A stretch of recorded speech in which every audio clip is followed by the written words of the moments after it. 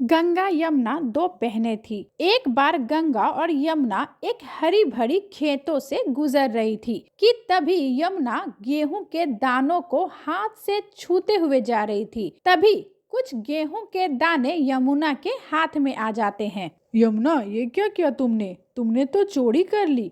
तुमने इस साहूकार के गेहूं को चुरा लिया। तुम्हें तो पाप लिखेगा। अरे नहीं गंगा, मैंने ये जानबूझकर नहीं किया। मैं तो बस इन हरी भरी खेतों का मजा ले रही थी। मुझे क्या पता ये दाने हाथ में आ जाएंगे।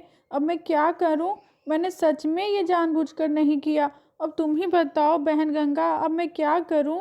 मुझे तो लगता है कि तुमको अभी साहूकार के घर में नौकरी करनी पड़ेगी। मेरी मानो तो तुम इस साहूकार के घर में नौकरी कर लो। ये पूरे 14 गेहूं के दाने हैं, तो तुम्हें पूरा 14 साल तक साहूकार के यहाँ नौकरी करनी पड़ेगी, तभी तुम्हारे पाप धुलेंगे। ये सुनकर यमुना साहूकार का घर ढूंढते हुए साहूकार। अरे कौन हो तुम और यहाँ अंदर क्यों घुसे जा रही हो? मैं नौकरी की तलाश में यहाँ आई हूँ। क्या आपके पास मेरे लिए कोई काम है क्या? ओह, तो ठीक है। मुझे भी एक औरत की ही तलाश थी जो साहूकारनी की देखभाल कर सके। उसकी तबीयत थोड़ी खराब रहती है, तो तुम्हारा काम यही है कि तुम साहूकारनी की देखभाल अच्छे से करना, ठीक है? हाँ सेठ जी, मैं सब समझ गई। इस तरह यमुना साहूकार के घर में 14 वर्ष तक काम करती है। 14 वर्ष बीतने के बाद एक दिन साहूकार और साहूकारनी गंगा नहाने जा रहे थे कि तभी यमुना जी बोलती हैं।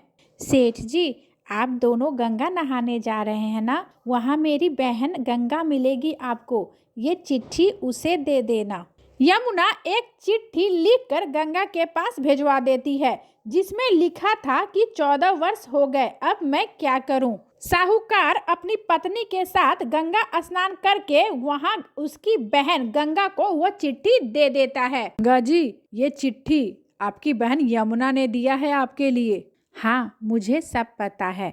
आप यमुना से बोलना कि उसके 14 वर्ष पूरे हो गए हैं, अब वो वापस आ जाए। साहूकार अपनी पत्नी के साथ अपने घर वापस आ जाता है।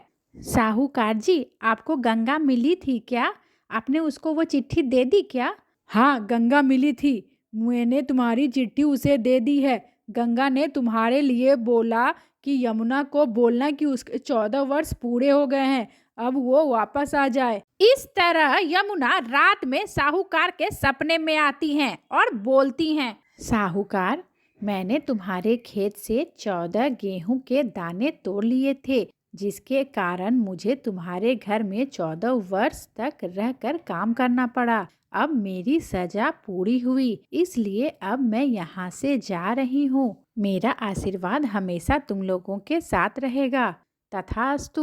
दूसरे दिन जब साहूकार की नींद खुली तो साहूकार और उसकी पत्नी देखते हैं कि यमुना अपने असली रूप में बहती हुई जा रही है। दोनों यमुना माता को प्रणाम करते हैं।